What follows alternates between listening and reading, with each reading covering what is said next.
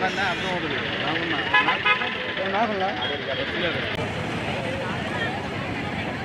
నినాదాలు చేయండిమ్మా.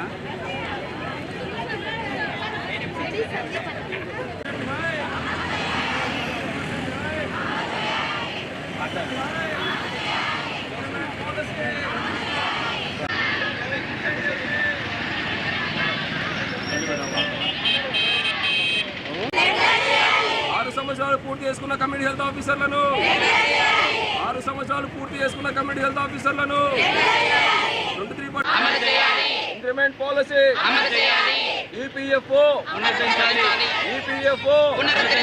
చార్ట్ నిర్దిష్టమైన job chart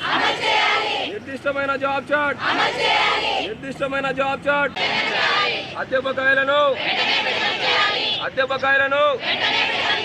fixed pay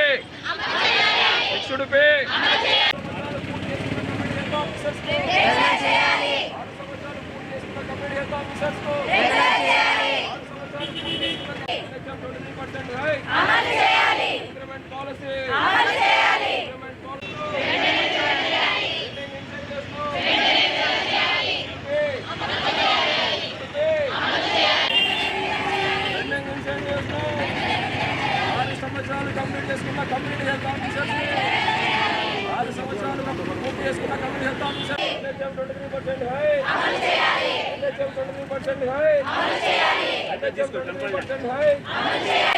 నిర్దిష్టమైన జాబ్ చార్ట్లు అమలు చేయాలి పేరు సందీప్ కుమార్.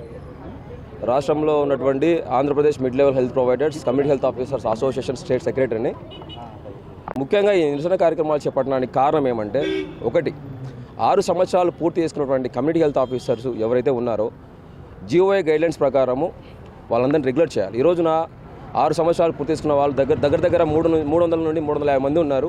వెంటనే వాళ్ళందరినీ రెగ్యులర్ చేసే విధంగా సెంట్రల్ గవర్నమెంట్కి ఒక లెటర్ రాయాలి, స్టేట్ గవర్నమెంట్కి అధికారులు ఒక లెటర్ రాసి వీరిని ఏ రకంగా రెగ్యులర్ చేయాలనేది ఒక ఆలోచనను తొందరగా అమలు పరచాలా అనేది ఒక డిమాండ్. అప్పుడు ప్రిన్సిపల్ సెక్రటరీ గారు, ఆ రోజు ఉన్నటువంటి కమిషనర్ గారు ఫైల్ పెట్టడం జరిగింది. అది కూడా ముందుకు పోవడం లేదు. వెంటనే ఇంక్రిమెంట్ పాలసీ 5%, లాయల్టీ బోనస్, ఈ యొక్క పాలసీని వెంటనే 10,000 కమ్యూనిటీ హెల్త్ ఆఫీసర్కి అమలు పరచాలి. అదేవిధంగా ఈపీఎఫ్ఓ అనేది మాకు ఒక బెనిఫిట్ ఉండే, మీ అందరికీ తెలుసు, ప్రతి ఒక్క ఎంప్లాయీకి ఉంటుంది. ఈరోజు మాకు 25,000 మా జీతము.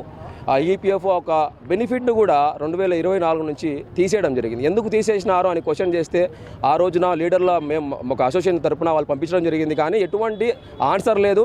ఒక బెనిఫిట్ను పునరుద్ధరించలేదు ఇంతవరకు కూడా. వెంటనే ఒక ఈపీఎఫ్ బెనిఫిట్ కూడా మా రాష్ట్ర సిహెచ్ఓస్కి అమలు పరచాలి. వెంటనే కూడా 10 నెలలు 12 నెలలు బకాయిలు వరుసగా పెట్టేసి ఏదో అప్పుడప్పుడు మా జీతాలు కూడా అరాకొరా ప్రాపర్గా ఇవ్వకుండా నెలలో ఎప్పుడో ఒకసారి ఇస్తూ వచ్చినారు. ఇన్సెంటివ్స్ అయితే 10 నెలలకు ఒకసారి ఇచ్చేది అంతా ఇవ్వకుండా 2 నెలలు ఇట్లా ఇస్తూ వచ్చినారు. చాలా నష్టపోయినాము, కుటుంబాలన్నీ రోడ్ల పాలైనవి. ఇది ఒకేసారిగా మాకు వచ్చేలాగా చేయాలనేసి మేము అధికారులను కోరుతూ ఉన్నాము, డిమాండ్ చేస్తూ ఉన్నాము. సమస్యలు వస్తూ ఉన్నాయి. దీనికి సంబంధంగా నిర్దిష్టమైన జాబ్ చార్ట్ ఇవ్వాల్సి కోరుతూ 15 రోజుల నుంచి మేము నిరసనలు చేపట్టినా కూడా ఎక్కడ కూడా అధికారులు స్పందించకపోగా మంచిగా మా మీద షోకాజులు ఇస్తాము, టెర్మినేషన్ చేస్తామని బెదిరింపు ధోరణిలో దిగుతూ ఉన్నారు. అయ్యా మేము ఒకటే చెప్తా ఉన్నాము, మేము న్యాయంగా అడుగుతున్నాము. ఆ సొంత ఖర్చులు పెట్టుకొని మేము ఈరోజు విలేజ్ హెల్త్ క్లినిక్స్ రన్ చేస్తూ ఉన్నాము.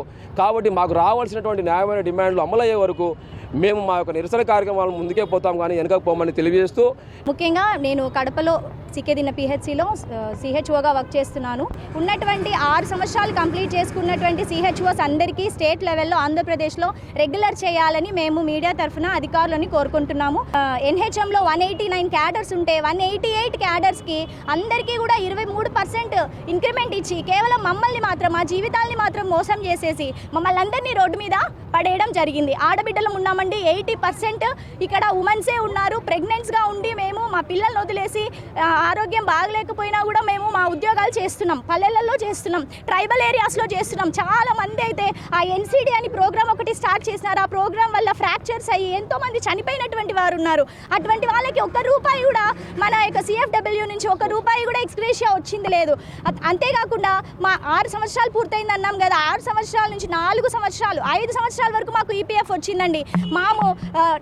లాస్ట్ ఇయర్ నుంచి ఈపీఎఫ్ఓ కూడా మాకు కట్ చేసినారు. ప్రైవేట్ ప్రైవేట్ ఎంప్లాయీస్కి కూడా ప్రతి ఒక్క లేబర్కి ఈపీఎఫ్ఓ ఉంటుంది, కానీ మాకు మాత్రం ఈపీఎఫ్ఓ రాదని చెప్పేసి, గైడ్ లైన్స్ లేవని చెప్పేసి మమ్మల్ని మోసం చేసినారు. దయచేసి మాకు వెంటనే, మేము మీడియా తరఫున కోరుకునేది ఇదే, మాకు వెంటనే మాకు కావాల్సినటువంటి మా యొక్క డిమాండ్స్ గవర్నమెంట్ నుంచి మాకు నెరవేర్చాలి.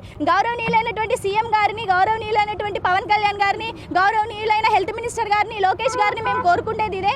మాకు సిహెచ్ఓస్గా మా 10,032 మంది ఉన్నామండి. మాకు కావాల్సినటువంటి మా యొక్క డిమాండ్స్ని మీరు దయచేసి కూలంకషంగా మాట్లాడి, మా అసోసియేషన్ వాళ్ళతో మీరు కూర్చొని మాట్లాడి దయచేసి మా యొక్క సమస్యలని మీరు తీర్చాలని కోరుకుంటున్నాను.